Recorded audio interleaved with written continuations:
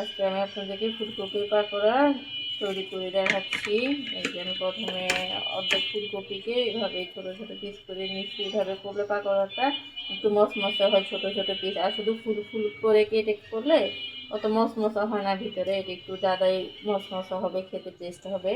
আমি এখানে দিয়ে দিচ্ছি দুটো ম্যাজিক মশলা। ম্যাজিক মশলাটা দিলে টেস্টটা অনেক ভালো আসে, অনেক মজা হয় ম্যাজিক মশলাটা দিলে। দুটো ম্যাজিক মশলা, যেহেতু পরিমাণে আমার ফুলকপিটা একটু বেশি, দুটো ম্যাজিক মশলা দিচ্ছি। যেহেতু ঝাল যার যা পরিমাণে, আপনারা যদি ঝাল খেতে পছন্দ করেন ঝাল বাড়াই দিবেন, আর নাহলে ঝাল পরিমাণ মতো আমি 1 চামচ গোলমরিচ লাল মরিচের গুঁড়ো দিয়েছি। তারপর পরিমাণ মতো লবণ, জাস্ট এটাই হবে পরিমাণ মতো লবণ।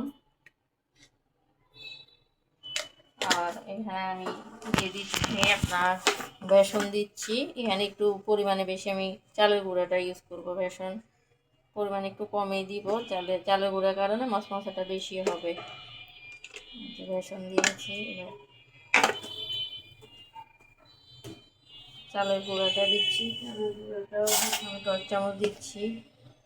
চালের গুঁড়োটার কারণে বেশি মশমশা হয়, এই জন্য চালের গুঁড়োটা দিচ্ছি 3 চামচ।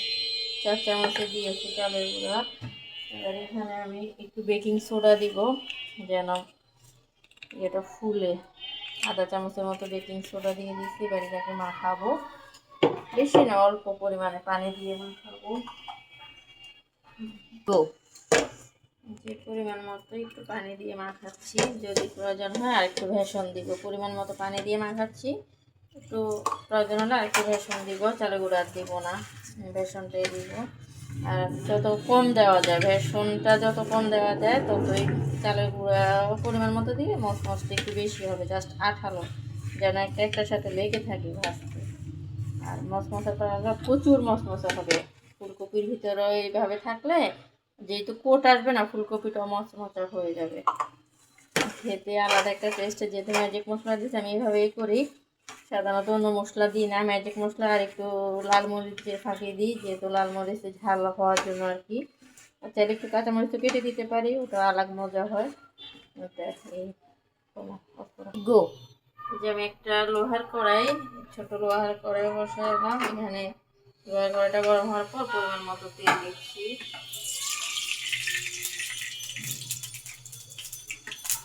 তেলটা গরম হলে ফুলকপি দিব। এই যে এইভাবে আমি ছোট ছোট করে, এই যে ফুলকপিটাতে আঠালো হয়ে গেছে, এগুলোকে এভাবে করে তেল গরম হওয়ার পর দিচ্ছি। এখন এগুলো একদম মচমচে হবে, যেহেতু ছোট ছোট পিস করছি। ফুলকপিটাও কোট একটু কম ধরছে, এই যে ফুলকপি দেখা যাচ্ছে, যার কারণে মচমচটা হবে, ফুলকপি খুব মচমচে হয়ে যাবে। এভাবে ফুলকপি দিয়ে, এই যে এভাবে ফুলকপি দিয়ে এবার এভাবে উল্টে দিব। একটু চুলা প্রথমে কম আঁচে রাখি রান্না করলে ফুলকপিটা যখন সিদ্ধ হয়ে যাবে তখন চুলা বাড়াই দিলে একদম মচমচে হয়ে যাবে। এভাবে জাস্ট অল্প একটু ইয়ে হচ্ছে, এইভাবে যেহেতু ফুলকপির সাইজ ছোট, খুব সহজে মচমচে হয়ে যায়।